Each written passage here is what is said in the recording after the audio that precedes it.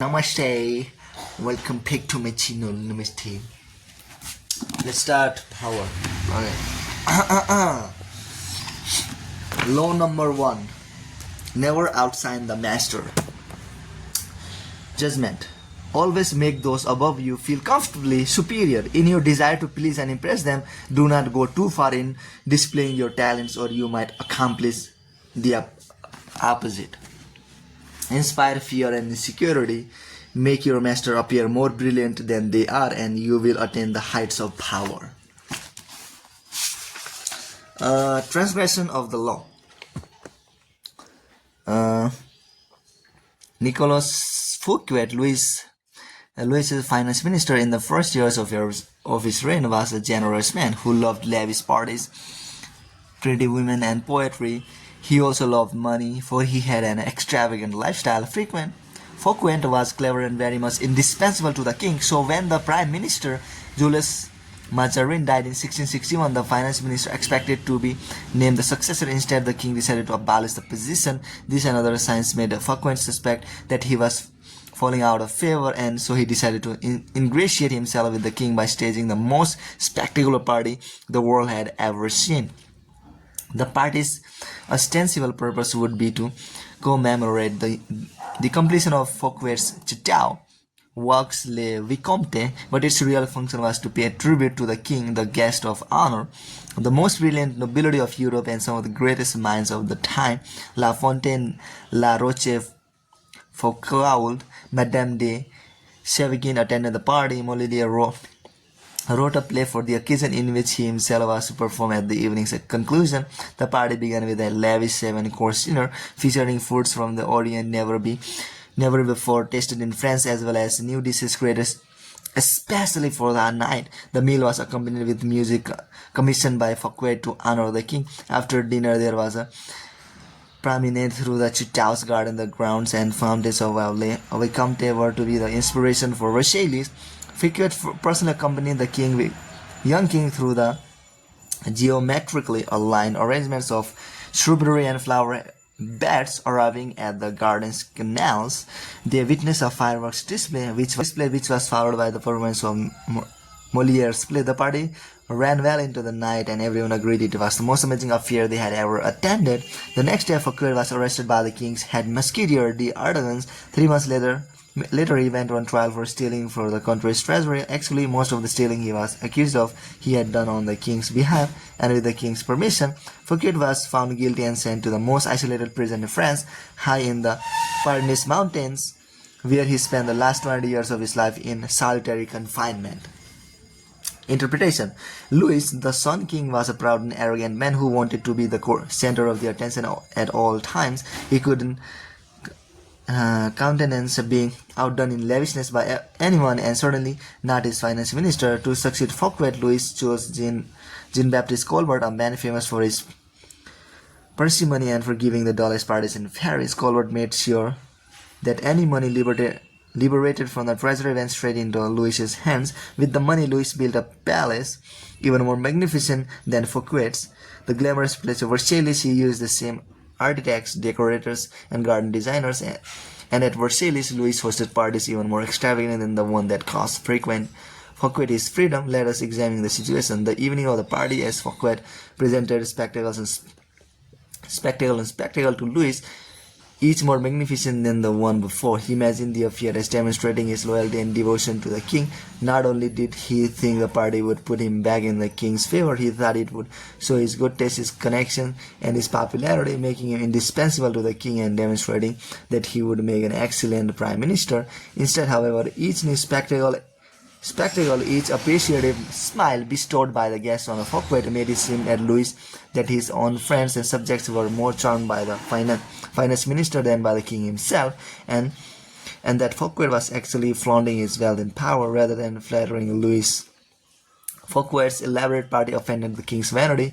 Louis wouldn't admit this to anyone, of course. Instead, he found a convenient excuse to rid himself of a man who had inadvertently made him feel insecure.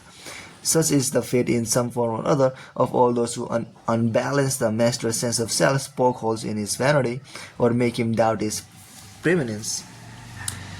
When the evening began, Fouquet was at the top of the world. By the time it had ended, he was at the bottom. Voltaire, 1694-1778. Observance of the law. In the early 1600s, the Italian astronomer and mathematician Galileo found himself in a precarious position. He depended on the generosity of great rulers to support his research. And so, like all Renaissance scientists, he would sometimes make gifts of his inventions and discoveries to the leading patrons of the time. Once, for instance, he presented a military compass he had invented to the Duke of Gonzaga. Then he recited a book explaining the use of the compass to the Medicis. Both rulers were grateful, and through the Galileo was able to find more students to teach, no matter how great the discovery. However, his patrons usually paid him with gifts and not cash. This made for a life of constant insecurity and dependence. There must be an easier way, he thought. Galileo hit on a new strategy in 1610 when he discovered the moons of Jupiter. Instead of driving the discovery among his patrons, giving on the telescope he had used, dedicating a book to another, and so on, as he had done in the past, he decided to focus exclusively on the Medicis. He chose the Medicis for one reason.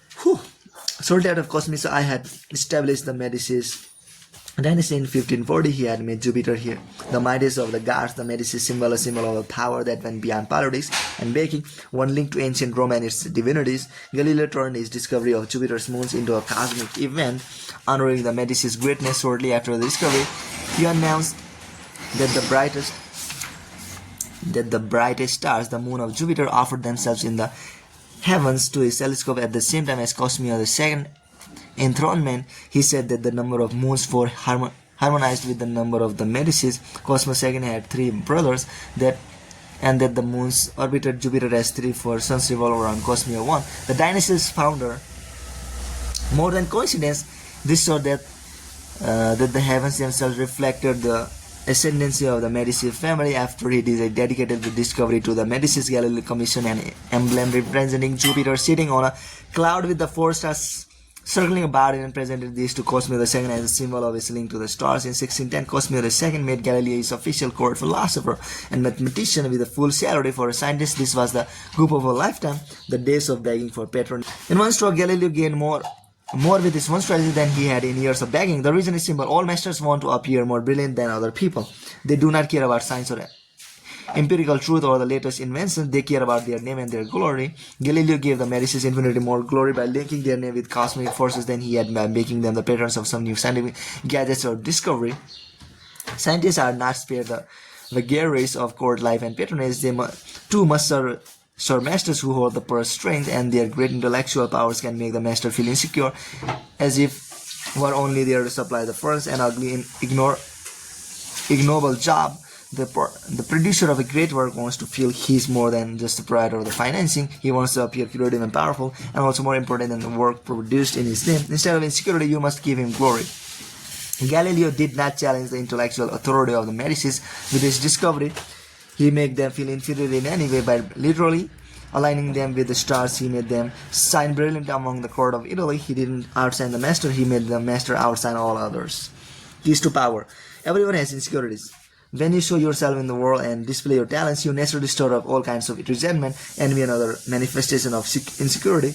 This is to be expected. You cannot spend your life worrying about the petty feelings of others. With those above you, however, you must take a different approach. When it comes to power, outshining the master is perhaps the worst mistake of all. Do not fool yourself into thinking that life has changed much since the days of Louis and the Medicis. Those who attain high standing in life are like kings and queens. They want to feel secure in their positions and superior to those around them in intelligence, wit, and charm. It's a deadly but common misperception to believe that by displaying and wanting your gifts and talents, you are winning the master's affection. He may feign appreciation, but at first opportunity, he will replace you with someone less intelligent, less attractive, less threatening, just as Louis replaced the sparkling Fouquet with the bland Colbert. And as with Louis, he will not admit the truth but will find an excuse to rid himself of your presence. This law involves 2 rules that you must realize. First, you can inadvertently outshine a master simply by being yourself. There are masters who are more insecure than others. Monstrously insecure, you may naturally outshine them by your charm and grace. No one had more natural talents than Astorre Manfredi, Prince of Firenze, the most handsome of all the young princes of Italy. He captivated his subjects with his generosity and open spirit. In the year 1500, Caesar Borgia laid siege to Faenza. When the city surrendered, the citizens expected the worst from the cruel Borgia, who however decided to spare the town. He simply occupied his fortress, executed none of his citizens, and allowed Prince Manfredi, 18 at the time, to remain with his court in complete freedom. A few weeks later, those soldiers hunted extorted Manfredi away to a Roman prison. A year after that, his body was fished out of the river Tiber. A stone tied around his neck. Borgia justified the horrible deed with some sort of trumped-up charge of treason and conspiracy, but the real problem was that he was notoriously vain and insecure. The young man was outshining him without even trying. Given Manfredi's natural talents, the prince's mere presence made Borgia seem less attractive and charismatic. The lesson is simple. If you cannot help being charming and superior, you must learn to avoid such masters of vanity. Either that or to find a way to meet your good qualities when in company of a Caesar Borgia. Second, never imagine that because the master loves you, you can do anything you want. Entire books could be written about favorites who fell out of favor by taking their status or for granted for daring to outshine. In late 16th century Japan, the favorite of Emperor Hideyoshi was a man called Senno Ryuki, the premier artist of the tea ceremony, which had become an obsession with the nobility. He was one of Hideyoshi's most trusted advisors, had his own apartment in the palace, and was honored throughout Japan. Yet in 1591, Hideyoshi had him arrested and sentenced to death. Ryuki took his own life instead. The cause for his sudden change of fortune was discovered later. It seemed that Ryuki, former peasant and later court favorite, he had a wooden statue made of himself wearing sandals, a sign of nobility, and posing loftily. He had his statue placed in the most important temple inside the palace gates, in clear sight of the royalty, who often would pass by. To Hideyoshi, this signified that Ryuki had no sense of limits, presuming that he had the same rights as those of the To Hideyoshi, this signified that Ryuki had no sense of limits, presuming that he had the same rights as those of the highest nobility. He had forgotten that his position depended on the emperor and had come to believe that he had earned it on his own. This was an unforgivable miscalculation of his own importance, and he paid for it with his life. Remember the following. Never take your position for granted, and never let any favors you receive go to your head. Knowing the dangers of outshining your master, you can turn this law to your advantage. First, you must flatter and puff of your master. Overt flattery can be effective, but has its limits. It's too direct and obvious and looks bad to other courtiers. Discreet flattery is much more powerful. If you are more intelligent than your master, for example, seem the opposite. Make him appear more intelligent than you. Act naive. Make it seem that you need his expertise. Commit them harmless mistakes that will not hurt you in the long run, but will give you the chance to ask for his help. Master adores such requests. A master cannot bestow on you the gifts of his experience, may direct rancor and ill will at you instead. If your ideas are more creative than your master's, ascribe them to him in as public a manner as possible. Make it clear that your advice is merely an echo of his advice. If you surpass your master in wit, it's okay to play the role of the court jester, but do not make him appear cold and surly by comparison. Tone down your humor if necessary, and find ways to make him seem the dispenser of amusement and good cheer. If you are naturally more sociable and generous than your master, be careful not to be the cloud that blocks his radiance from others. He must appear as the sun around which everyone revolves, radiating power and brilliance, the center of attention. If you are thrust into the position of entertaining him, a display of your limited means may wish you his sympathy. Any attempt to impress him with your grace and generosity can prove fatal. Learn from Fouquet or pay the price. In all of these cases, it's not a weakness to disguise your strength. If in the end they lead to power, by letting others outshine you, you remain in control instead of being a victim of their insecurity.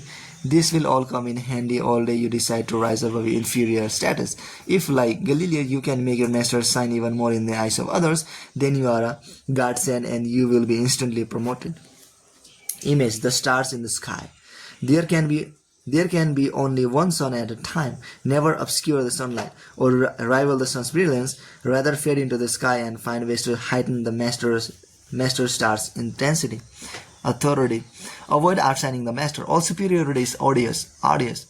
But the superiority of a subject over his prince is not only stupid, it is fatal.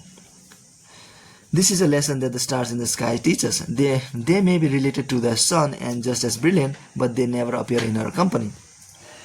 Reversal.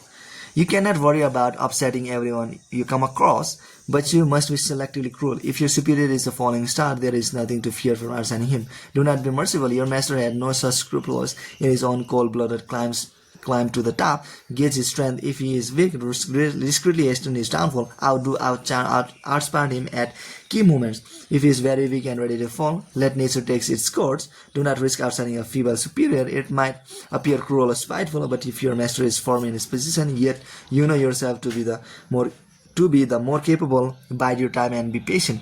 It's the natural course of things that power eventually fades and weakens. Your master will fall someday, and if you play it right, you will outlive and someday outshine him. Okay, bye. So that's it for guys. Bye. Bye.